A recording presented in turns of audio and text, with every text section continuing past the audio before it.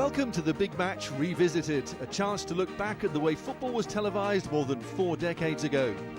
This edition is from September 1974, when Harold Wilson was Prime Minister and the first £1 million footballer was still almost 5 years away.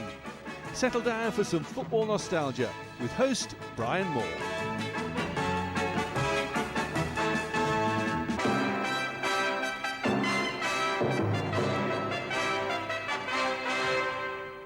And a warm welcome again to the Big Match. And today the news is all about Arsenal, with the news that Charlie George, that favourite of the North Bank, and Jeff Blockley, their £200,000 defender, could be on the move. And this morning, the papers speak of an Arsenal breakup. Arsenal stars ask for a move. Arsenal blow up. Arsenal breakup.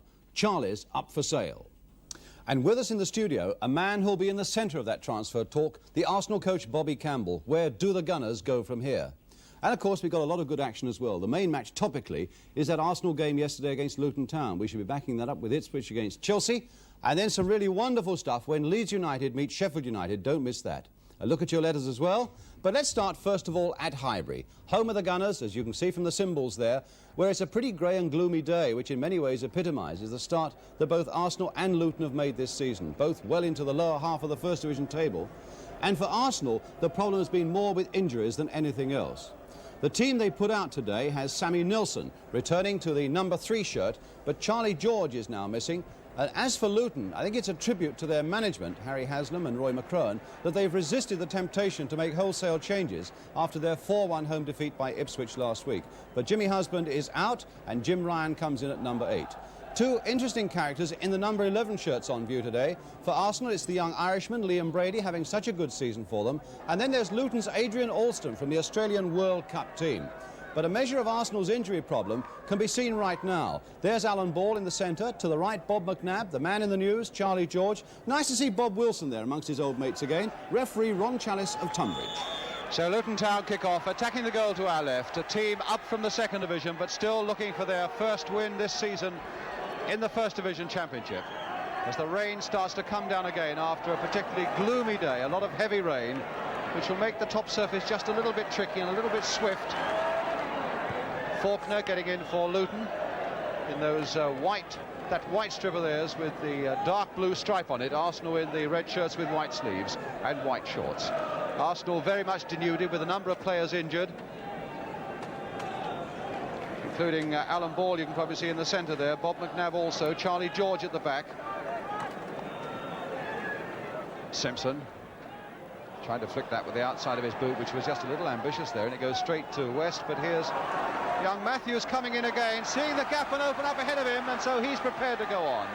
Radford in support, and what a good pass there to finish it off. A good run there by the youngster, and here's George Armstrong, the cross by him, going behind off Bobby Thompson for another corner.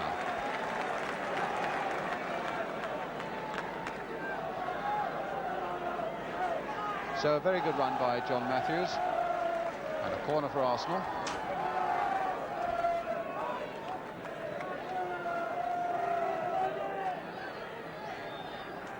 Armstrong with the corner then. Floated much more this one, and straight into the arms of Keith Barber. He and Graham Horne fighting for that Luton goalkeeping position, and it's Keith Barber who's just won it back.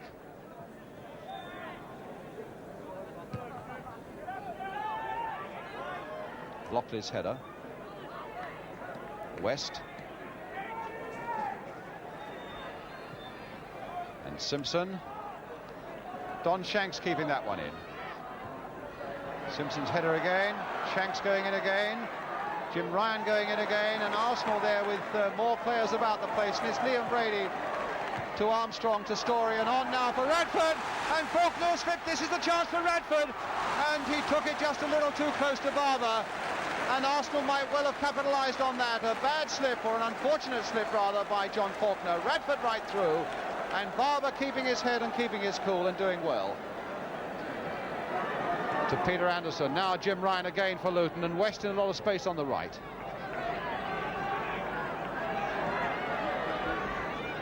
West. Jim Ryan. Might come for Alston as well, and it took a good save there from Jimmy Rimmer. The shot by Adrian Alston, big powerful fellow, turned on that well, and Rimmer really had to dive to save. So a corner to Luton, their first of the game, with 10 minutes gone and no score.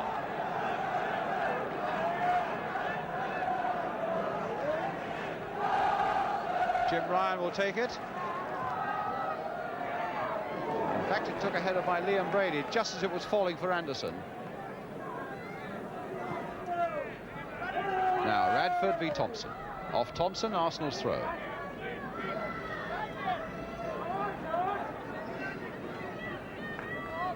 Kidd. And now Luton's throw.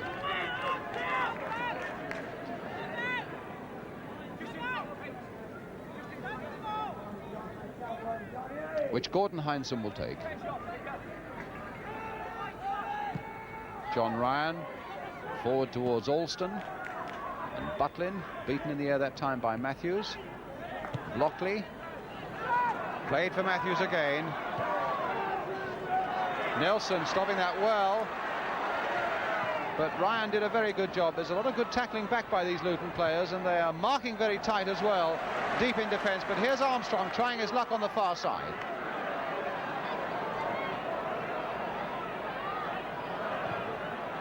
Oh, he's got a corner off Shanks.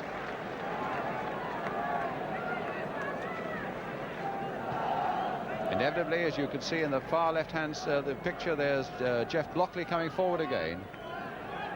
There he is.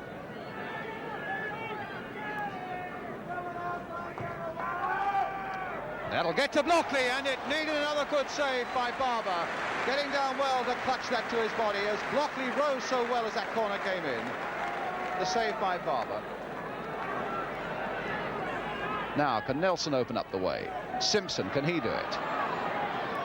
Well, there's the pass intercepted by Heinsohn, and this could be a dangerous looking break for Luton. Butlin played inside again for Heinsohn. Olsen is right up there. West is right up there. They got men spare, and it was crying out for a pass either to West here, who's on the ball, or Ryan, who's here now. But there's the cross again, and Butlin very nearly getting in. And so, having had so many men back in defence, a swift breakout, and as that ball went across the goal, it just needed a touch by Butlin to put Luton into the lead.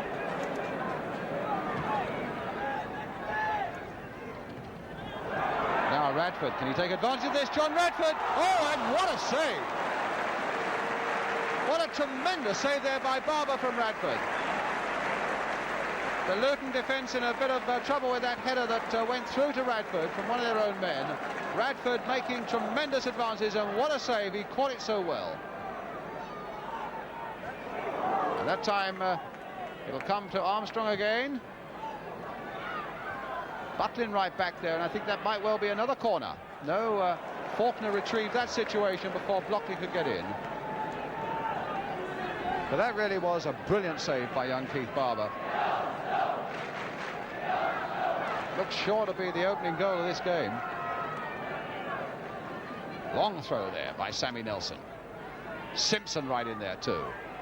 Oh, and this might go for Kidd. Kelly now. And a goal kick. Completely lost the thread there, Eddie Kelly.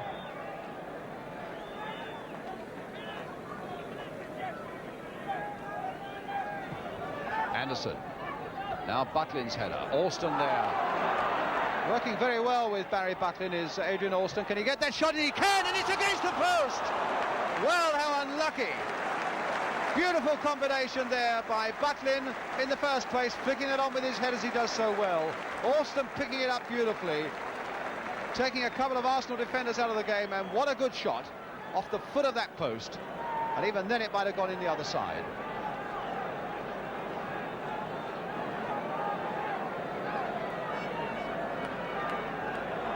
Well, I wonder what the Luton bench thought of that. Harry Haslam, their cheerful manager, keeps a smile on his face even when things aren't going too well for him. Good header there by Radford. Now can Kidd get away? He was pulled back just outside the area, I fancy. Yes, a yard outside the area. Pulled back by John Ryan. So this could be interesting. 19 yards from the Arsenal goal, dead centre. 2, 4, 5 men in the wall. Anderson facing towards his own goal at the moment. Brady in there too. Now who's going to take it? Kelly is in there, Kidd is in there. And Blockley has gone to join the wall and been allowed to get in there by the Luton wall. Now they've pushed him to the end. So he's got to get a clear side of it. It's not easy with a wall that size. Blockley leaning in on Butlin there on the end of the wall. And Brady having a rough time of it, being pushed at the other end as well. Kidd thundering it through, yes! Brian Kidd! 1-0 to Arsenal.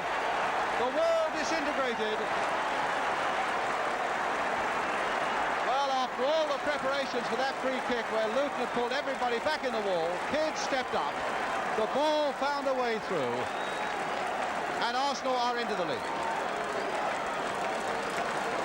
So Brian Kidd continuing the success story that he's brought from Manchester United. That's his 6th goal this season for Arsenal.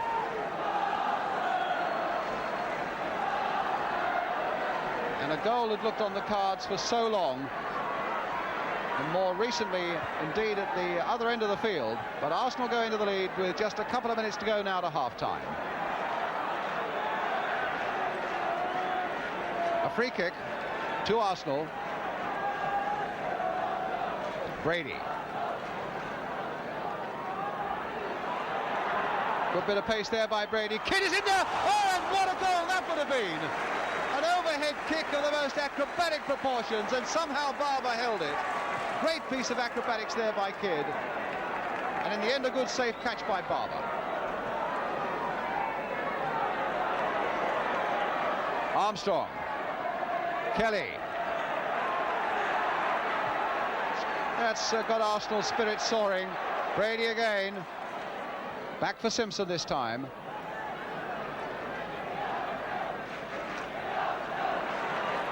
Well, Butlin said thank you for that. Heinsohn. Ryan. Thompson. Shanks. Thompson made a good run there from the left-back position, and here he is at outside right, and he's got a corner, I think. Yes, a corner for Luton, as we're in injury time now at the end of the first half.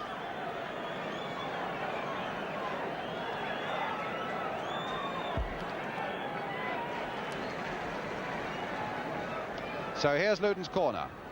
Cross coming in again. Butlin just failed to get his header to that one. Heinsohn tried to dink it in once more, and it's Brady for Arsenal. Way back to Rimmer, cut off by Butlin. West with a header. Heinsohn again, last seconds of the first half. Don't think Butlin can possibly get to that one. And he's given a push, I think, in the back. So it'll be a free kick, not a goal kick.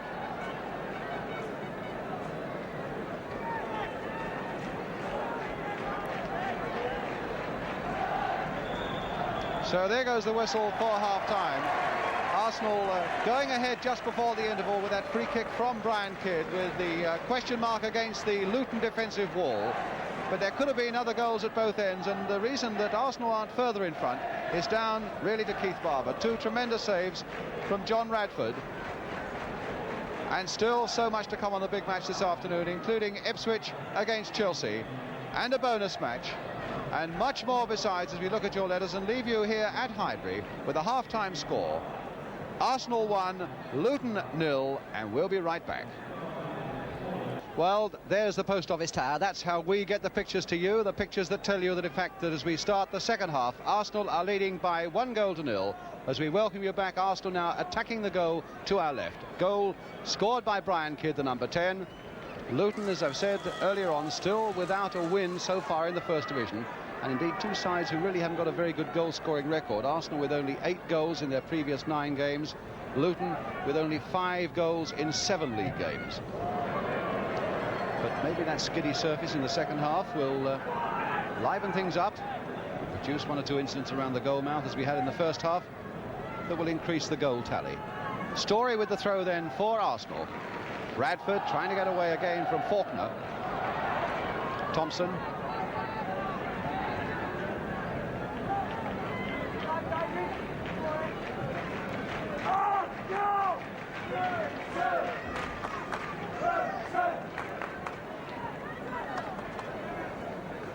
Kelly with the throw.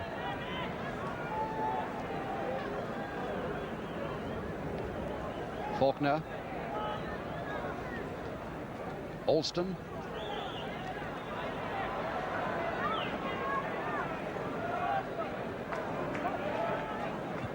John Ryan now to Don Shanks for Luton. Jimmy Ryan. Shanks has continued his run down the right for him. Cross there again, a little too high for Barry Butlin, and that's a goal kick to Arsenal.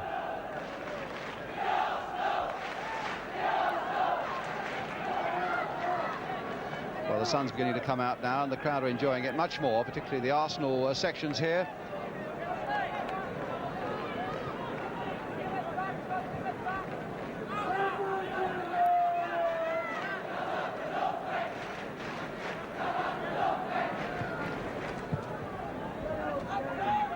Kidd up for this one, allowed a bit of space, but the header not going in Radford's direction.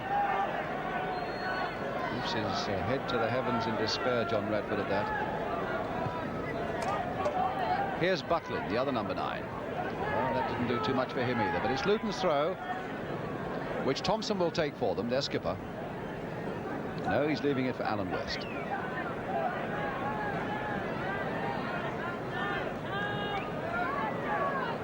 Jim Ryan. Don Shanks. Oh, and here's Anderson with a chance now for Luton Town. Squared across the goal, and Alston has scored. Well, they all recognise what a big part in it that Peter Anderson played with that one. Going wide there, taking it well, not risking the shot himself, playing it inside. And Alston finishes it off.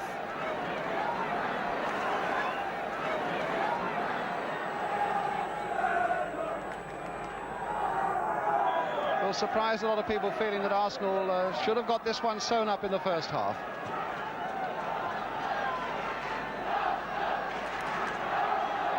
Story.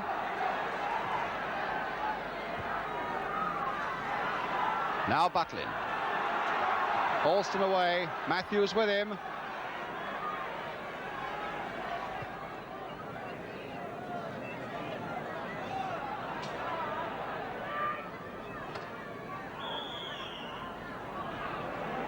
Brady,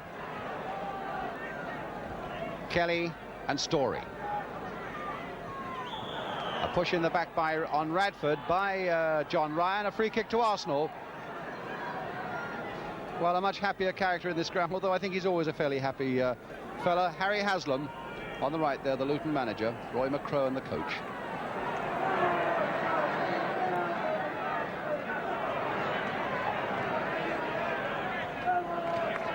Alston. Still Alston. He's got a powerful shot. This will fall now for Heinsohn.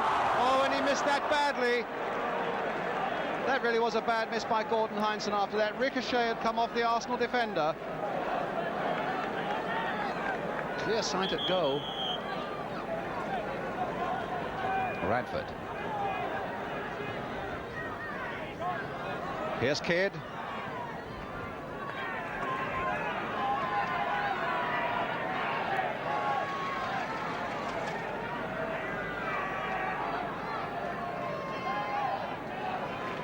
And Kelly with the throw.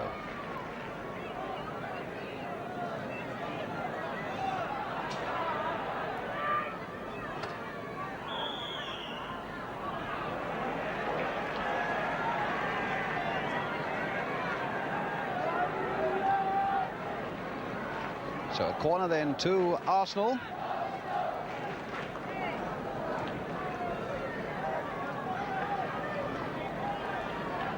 No, it's a free kick.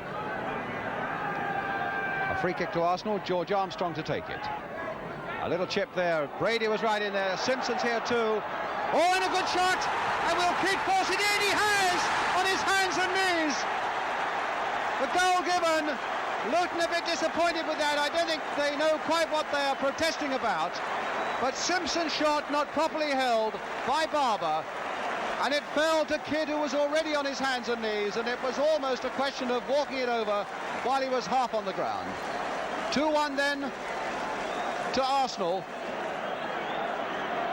And Brian Kidd has done it again.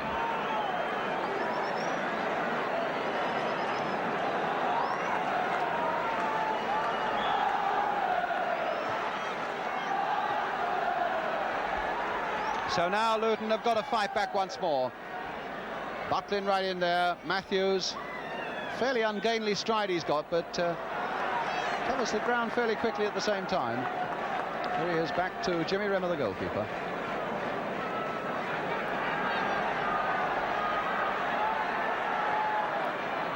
Now it's with Brady. Arsenal with their tails up now, and that hasn't been a very frequent occurrence in this game after a bright start and the impetus of a goal just before half-time.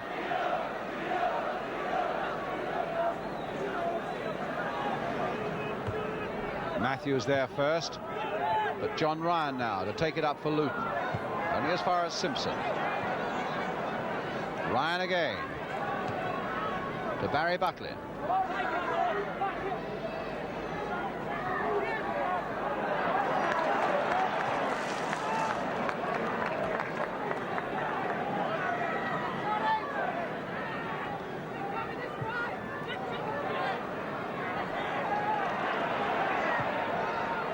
What a good ball there by Kelly for Radford.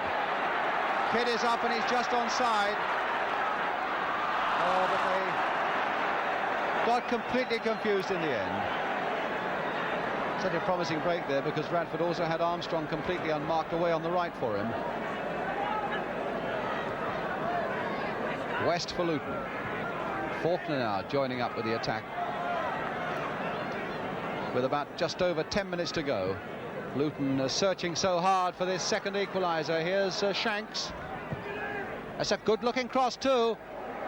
And it's just on top of that crossbar from Butlin. Good cross again by Shanks.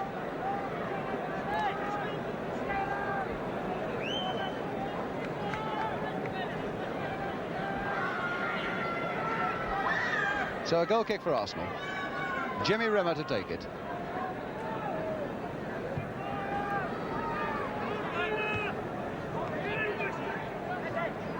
Kelly, Simpson, Rimmer.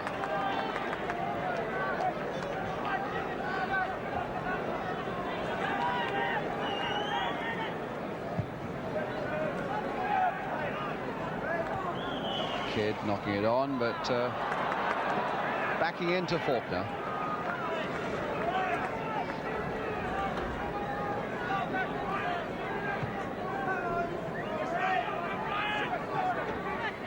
Shanks and West. Strong challenging there by Jimmy Ryan. Now John Ryan to Don Shanks.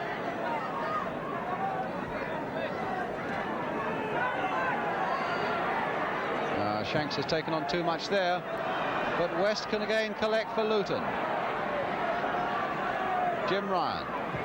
There's the cross going in again, too high for Butlin, and it was Story, in fact, who got a header to it. Shanks going on. There's the cross for him, and it might come again for Luton. No, headed away by Blockley that time, and by Armstrong. Shanks! Oh, a tremendous goal by Don Shanks! What a tremendous goal by Shanks! Well, that was bobbing about for so long, so dangerously there from the Arsenal point of view. And when it came out for Shanks, whack with that left foot, and Rimmer had no chance at all.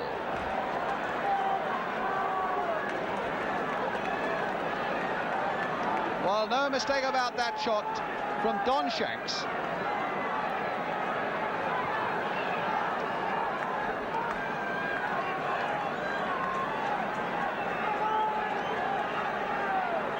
And they have less than 10 minutes now to suffer on that Luton bench as they look at their watches again.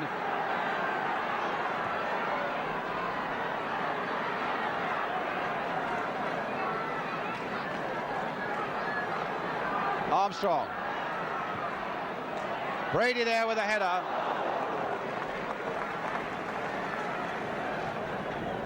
Arsenal, who've looked quite bright in patches, but I think they've missed a little bit the fire that Alan Ball and the inspiration that Alan Ball gives them in the middle of the field particularly. I think that's where they've been lacking today.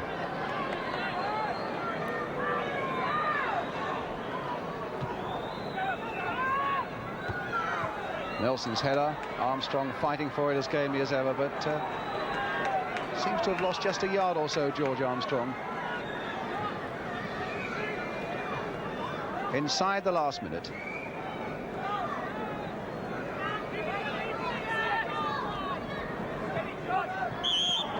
A free kick given against Matthews. Now, can Luton plant this ball into the Arsenal penalty area and yet snatch 1 point, or 2 points rather, instead of one? Anderson's right in there, Alston is right up there, and it's with West. Played on for Buckland, who had his back to the ball. Faulkner. Arsenal have got everybody now back inside their own half. Shanks. Here's Anderson again, looking to get the better of Brady, which he's done, though he was pulled back, turned in by Ryan, and knocked out away again by Story. Here's Faulkner. Jim Ryan, Faulkner carried on by his own momentum there. Still going on, then playing it for Anderson. Can Anderson get the cross in? Well, he can't, and it's a goal kick. And we're now playing injury time.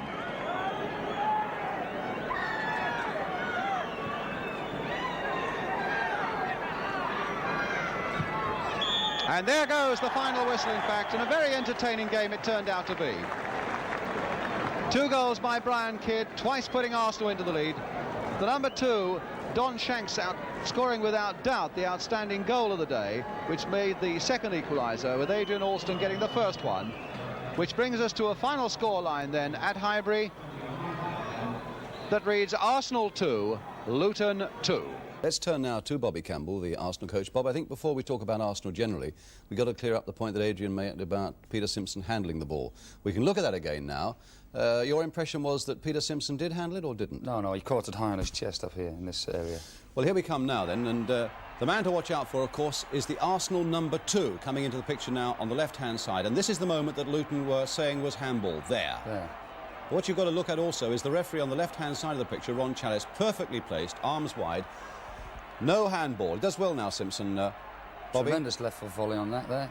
There's an object lesson there to be learned by other players, actually. After Brian Kidd puts this one in, of course. But a goalkeeper, appealing to the referee, if he was to get on with his job, he had a chance of stopping the shot. He saw something, or he thought he saw something. He appealed to the referee. The game's still in flow, and the fellow now has to adjust himself, concentrate on the shot, and he may have stopped the shot if he'd have gone on with the job. A quick word about Brian Kidd, who's done exceptionally well for you, even though he scored that one on his knees. And indeed got a very good free kick goal just before half-time. Now, before we look at that, can you tell me what it is that you want to do in a wall to disrupt it? Well, as a defence, you have to be organised. So your job is to either outwit them or disorganise what they've got. And in that case, Big Jeff Blockley, went in the wall and disorganised it. He got on the end of it, Geordie on one end, I think it was Geordie or Chippy, then him on the other end, then Jeffrey runs across the face of the wall. Well, as he did so, the fella, as you see him here... Blockley on the right of the picture, the Arsenal. Yeah, the fella tried to stop him, actually, look. Now, if he'd have let Jeff go, the ball would have hit him on the knee. But as it is, he's half-turned, and it's hit him on the heel, slightly on the heel, and gone on the other side of the net. Well, that was the happy side for Arsenal yesterday. There was a pretty unhappy side with the conceding of those 2 goals. And looking at them again today, slight defensive errors there, Bobby. Yes, I think there was. I think there's the first goal, there was too much space. They were allowed to run into space unmarked. And if you see on the caption here, is it Anderson the 4? He's allowed to run from the middle of the park, free. Then he entices Big Jeff out. Now, Big Jeff's got to go, and he'd possibly gone a bit too soon there. He slid it past him, and he's crossed it, and then John Matthews is on the cover. And there's 2 of their players and 3 of ours. And there's not one of our players there gone towards the ball. They've come back in the goal area, which is, I mean, the spacers don't score goals, it's players score goals. This is the second one. Shanks doing very well there for Luton. Yeah, and it's deflected up in the air. He really had a few chances to get that away as well. He did, yes. Big Jeff's got his head on it, and there's Geordie doing a centre-half job, knocking it out. And we're surrounding that ball, and it goes right to one of their players. And Shanks has volleyed it in there, look. I think Rimmer just gets his hand to it there. Yeah, I think he did. Which brings us now, Bob, to the break-up, as reported today in the Arsenal side. How serious now is that break-up? It's not as serious as it's made out to be, really. Big Jeff can't settle in London. Not only he can't settle, more important, his wife. And players do have wives, and they're a big consideration in the game. People might not know it, but they are. And Jeff's wife cannot settle in London. But that's not the reason for Charlie, because Charlie is, well, after all, a Londoner through and through. You Yeah. couldn't get more Cockney than Charlie George. Yeah, well, I don't know about Charlie. I haven't really sat down and spoken to Charlie. All I know is Charlie wants to leave, and he can go if we can get replacements. Do you want him to stay? I want him to stay, yes. I mean, Charlie's a good player. You don't, as a coach, I don't want good players to go out of the building. I want good players to stay, and I want good players to come in. Now, if Charlie's made up his mind he wants to go, that's down to Charlie, and we'll try and persuade him to stay. Do you think in any way that Charlie wanting to go, and nobody would doubt the fellow's ability, that somehow that's a failing either in you or in Arsenal, that you haven't been able to mould him the way you want to? Well, you are what you are, and Charlie is what he is. And Don Howe, Steve Burtonshaw, and myself have tried to mould Charlie. Now, if Charlie was to lend an ear now and then and discipline himself, he could be the greatest player in England. He could be England's answer to Johan Cruyff. What prevents him doing that, do you think? Charlie's character. Whatever makes Charlie a player, also his strength becomes his weakness and stops him being a player. So how do you put a fee on that sort of enigma? Well, I don't put a fee on it. But what sort of, I mean, eventually you will have to, or Yes. Arsenal will have to. Yes, you put a fee on it and what the market's like. I mean, Charlie, as I said, could be the greatest player in England, and he's got the potential to be the greatest player in England over the past 3 years.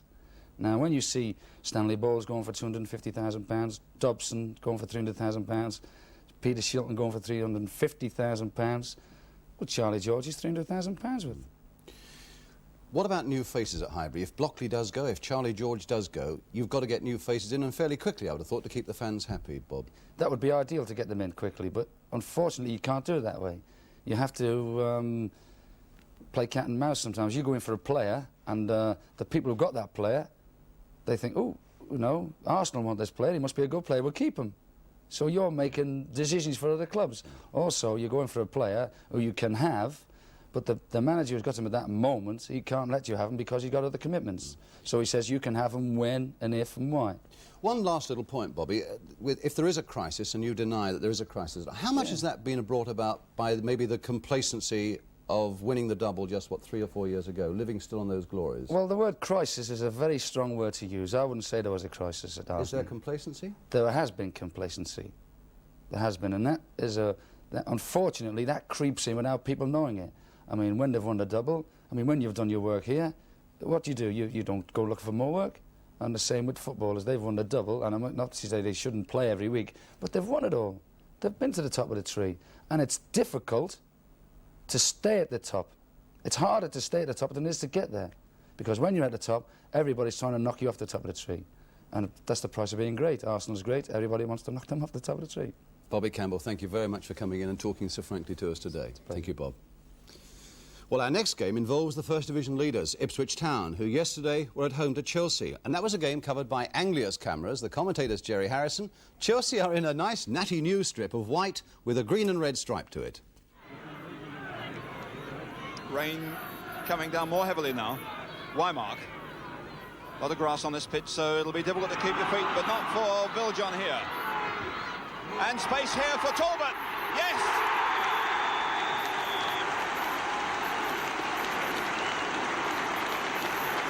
A lovely measured pass by Viljon, who saw he was unmarked. He had time to control it and push it, and that is goal number 5 for Brian Talbot. Running nicely for Viljon. Dempsey's in there. Holds him back a little bit. Wymark going on the left. Woods is also on the left. This is Wymark now, got well into space. Johnson free here. Johnson against Houseman. And... oh, it misses! It seemed impossible that that one wouldn't go in. In fact, Johnson appealing that it did go in. And Wymark rushing to just tap it home. Hits the post and hurts himself, but it's no goal. It's going to be Beattie who takes the kick. Wymark and Johnson are over the far side.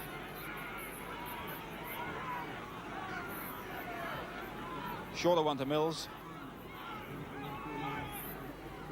Beattie again. Beattie taking advantage of the slip by Cook. Still Beattie going. Locke beats him. And Hay. Up goes Johnson. Yes!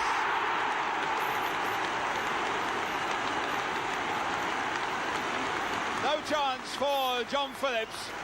A fine goal from David Johnson. And all because of some great play on the left. First of all by Beattie. Then a lovely cross by Colin Viljoen, the man who made the first goal. David Johnson makes it 2-0. Johnson, and Hamilton wasn't going for it. And he's given it straight to Osborne. He's got a chance to get his first league goal. Hamilton. It should have been another one. Well, 2-0 there to Ipswich. I think before we go on, just a quick comment from Bobby Campbell, who was talking to me when you saw Kevin Beattie on there, Bob. Yeah, I think he's a tremendous player.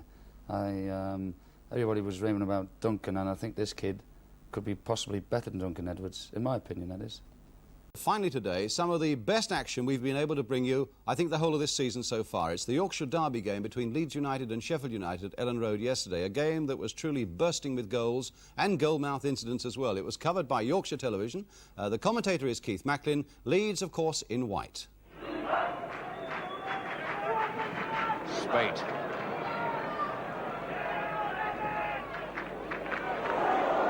Well, that looked like Harvey's ball, but Hunter decided to take charge. Spate, Field, Dearden with a clear sight of goal. Oh, so unlucky!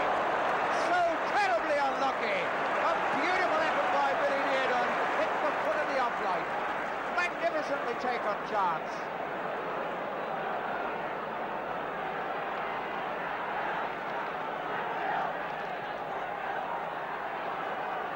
Now Leeds with Yoris. Jordan! Well, Sheffield United have come closest to a goal. That was a great effort, pushed through by Field to Dearden, who took it first time against the upright. But now it's Leeds on the attack. A lot of men there. Clark. Oh, Clark! Bad luck for Sheffield. A mixture of mishaps. The ball was deflected by a defender. Jim Brown, the goalkeeper, was totally stranded, and all Alan Clark had to do to get his 6th goal of the season was touch it into net.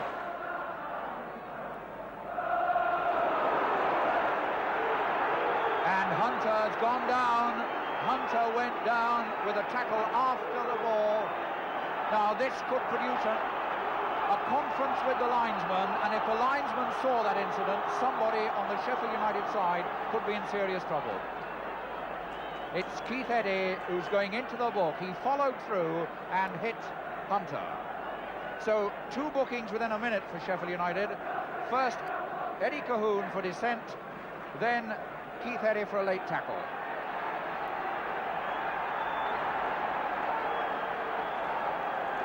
Now Badger, also.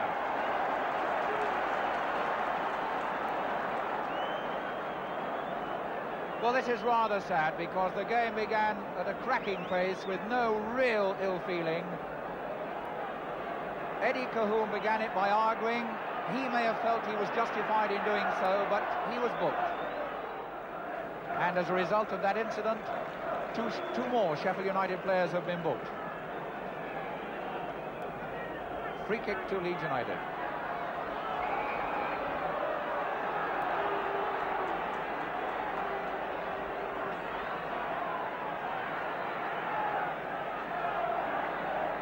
The game now boiling up, unfortunately, because the opening 20 minutes or so was full of so much good things. But now Jordan's going in again. Hemsley, McQueen, off the line by Franks. And there are more bodies in the penalty area. Hemsley is down.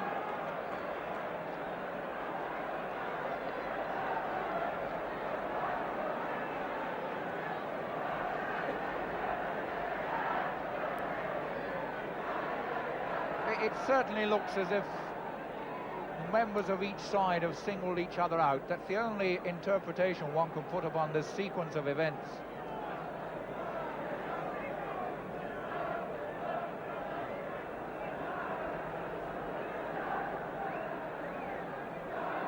Ted Hemsley up. The throw taken, Lorimer to Giles. McQueen! Yes! Yes, it went in and came out. Gordon McQueen.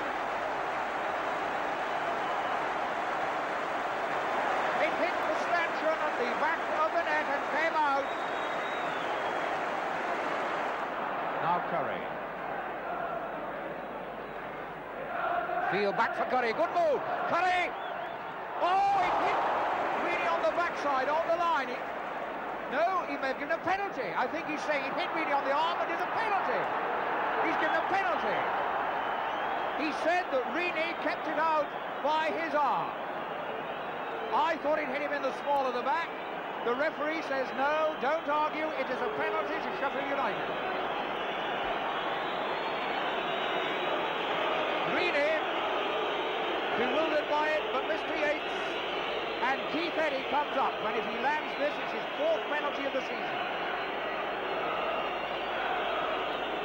If Keith Eddy puts this away, it's his fourth penalty, and he becomes Sheffield United's leading scorer. He hits the post! Well, I never!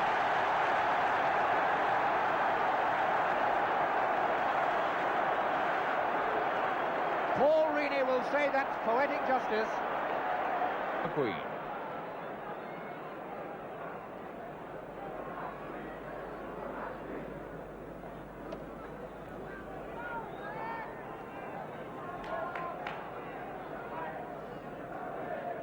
Spade. Good shot! Oh, how unlucky can you get? How unlucky can Sheffield United be? A beautiful shot by Mickey Spade. Hit the angle with Harvey Beaton.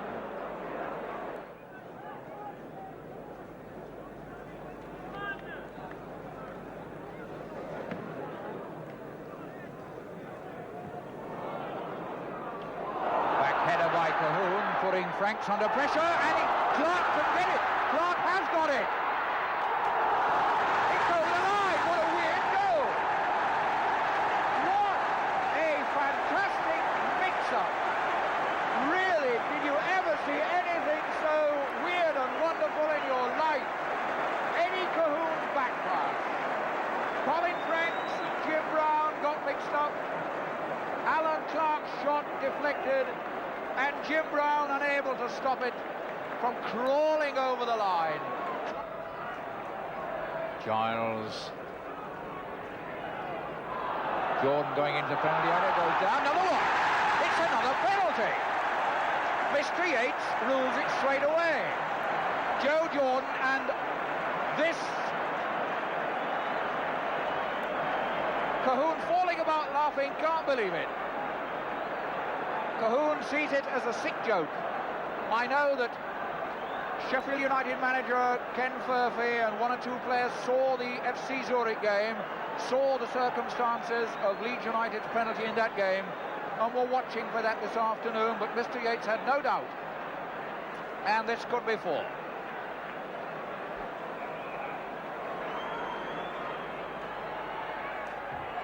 Four.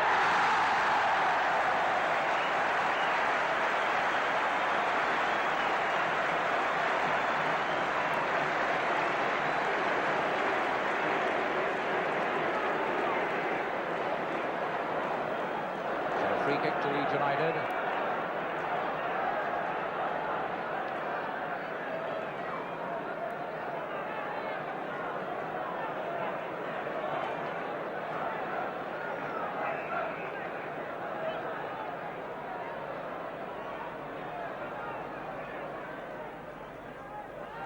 Up for Jonas. Good goal! Good goal and a beautiful goal. A really fine goal. What a wonderful goal. Chipped up by Johnny Giles. Terry Jonas played exactly where he was going and where the ball was going to finish. Jonas. Leeds now have strung together nearly 40 passes and only once. Now, Mr. Yates has blown his whistle and brought it to an end. He's coming to have a word with Terry Jonas, who was hobbling about.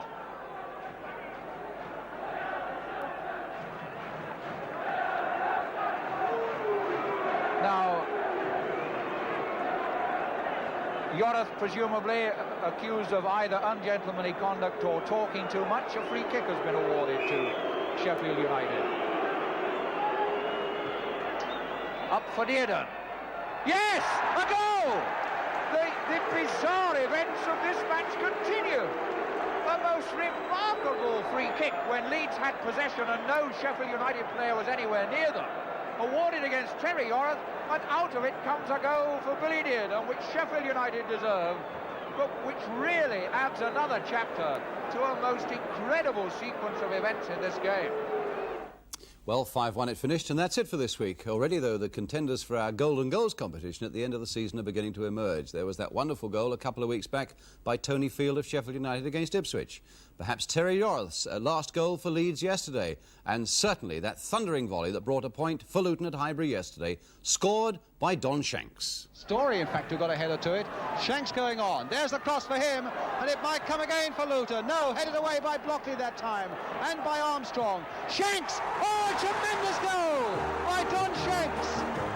What a tremendous goal by Shanks!